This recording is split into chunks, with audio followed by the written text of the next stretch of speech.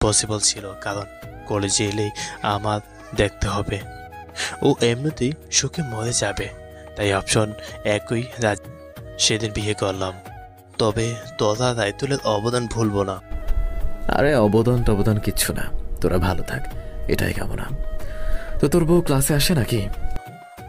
হ্যাঁ আসে, আসবে না কেন? আমার দেখার জন্য একবার হলেও সে কলেজে আসে। বাচ্চা মেয়ে বিয়ে করলে এমনই হবে। ও বাচ্চা, তোরে কে বললো? দেখলেই বোঝা যায়। বাদ দে, এরপর বল আর কি অবস্থা? মন ভালো নেই রে, অফিসে মন বসতেছিল না, তাই এলাম তোর কাছে। জীবনে এমন কিছু বন্ধুর প্রয়োজন হয় যাদের সঙ্গে মনের সব দুঃখ শেয়ার করা যায়, যাদের সব বলা যায়, একে অপরের পাশে দাঁড়ানো যায়। এদের সার্কেলটা হচ্ছে তেমন, সবার জন্য সবাই পাশে থাকে। ফারহানের ক্রাইসিসের সময় সবাই মিলে তাকে বেশ সাপোর্ট দিয়েছে। ফারহানের মনটা খানিকটা হলেও ভালো করার মতো একটা উপায় শরীফের মাথায় আসে। ফারহান, যাবি আমাদের সঙ্গে? কোথায়? পরশু কলেজ থেকে 2 দিনের ট্যুরে যাওয়া হচ্ছে।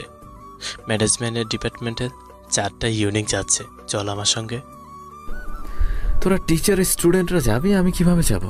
তুই আমার সঙ্গে যাবি? না রে, ইচ্ছে করছে না। আরে চল।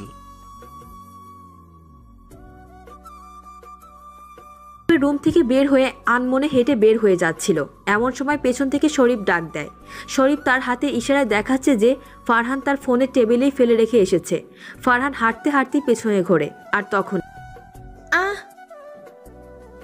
ফারহান ঘুরে তাকাতেই দেখে একজন পড়ে গেছে। বুঝতে পারে ধাক্কাটা তার সঙ্গে লেগেছে, আর মেয়েটা পড়ে গেছে। পড়ে তো যে কেউ যেতে পারে, এই মেয়েটাও পড়ে গেছে, ব্যাপার না। কিন্তু ঘটনা ঘটলো আরেক জায়গায়।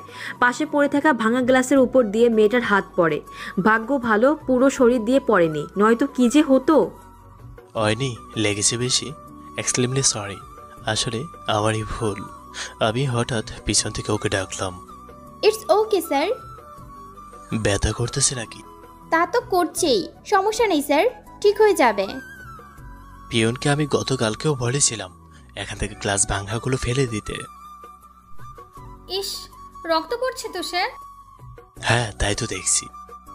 কি একটা অবস্থা, চলো তোমাকে হাসপাতালে নিয়ে যাই। লাগবে না স্যার, আমি নিজেই যেতে পারবো। কি বলো, নিজেই যেতে পারবা? আপনি প্লিজ আমার সঙ্গে চলুন, আমি নিয়ে যাব, প্লিজ আসুন। না ঠিক আছে, আমি যেতে পারবো। ফারহান এগিয়ে আসে, মুখটা তার অপরাধীর মতো হয়ে গেছে। অয়ন্তিতার মুখের দিকে একবার তাকায় সে। এত স্নিগ্ধ আর মায়াময় মুখটা ফারহানের বুকে হালকা ধাক্কা দেয়। অয়ন্তিতার হাতের দিকে নজর করলে দেখতে পায় হাত থেকে রক্ত বেয়ে পড়ছে। তার মনে হচ্ছিল মেয়েটা মুখে কিছু না বললেও তার যন্ত্রণা হচ্ছে ভীষণ। চোখের কোণে পানি জমে গেছে। ফারহান যেহেতু তার ব্যথার কারণ, তাই ফারহানকেই তাকে নিয়ে যেতে হবে হসপিটালে। না, আপনি যেতে পারবেন না। আর তখন থেকে এমন না করছেন কেন? আমার জন্য আপনি ব্যথা পেয়েছেন, রক্ত বের হচ্ছে, এরপরও বলছেন আপনি নিজে যেতে পারবেন। প্লিজ আমায় এইভাবে অপরাধী করবেন না, চলুন আপনি। শরীফ ফারহানকে চোখের ইশারা করে, এরপর অয়ন্তিতাকে বলে, হয়নি, ও আমার বন্ধু, তুমি ওর সঙ্গে যাও, পরে সেখান থেকে বাসা চলে যাও। কিন্তু স্যার। যাও, সমস্যা নেই। আর ফারহান, এই নে তোর ফোন।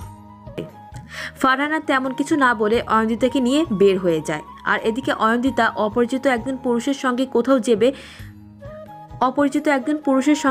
যাবে ভেবে ভয়ে ছিটিয়ে আছে।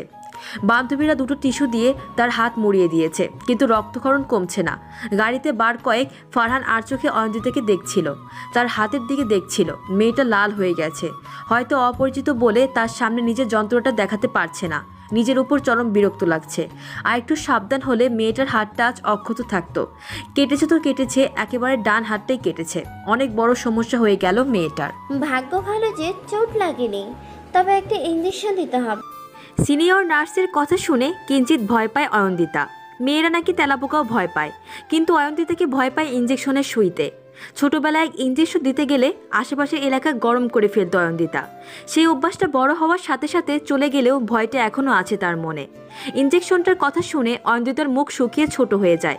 পাশ থেকে ফারহান অয়ন্তিতার মুখটা দেখছে। সে বুঝতে পারছে যে মেয়েটা ভয় পেয়েছে, কিন্তু কাউকে বুঝতে দিচ্ছে না। ব্যাপারটা বেশ ইন্টারেস্টিং।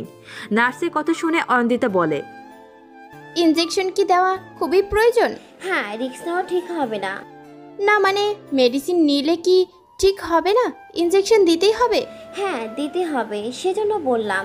আর মেডিসিনও নিতে হবে, জ্বর আসতে পারে কিন্তু।